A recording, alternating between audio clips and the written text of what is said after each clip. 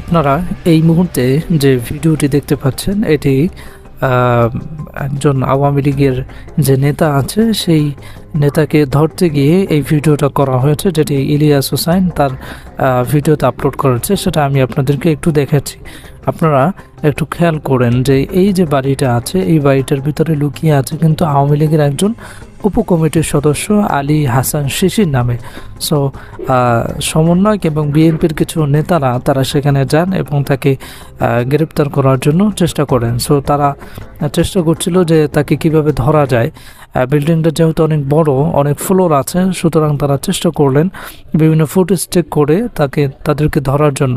So তারা কোনোভাবেই সেটা পারলেন না। পরবর্তীতে একটা ফুটেজ চেক করে তারা 3 তলার ফ্লোরে গিয়ে একটা গোপন কক্ষে তাকে পান, তাকে এবং তার স্ত্রীকে।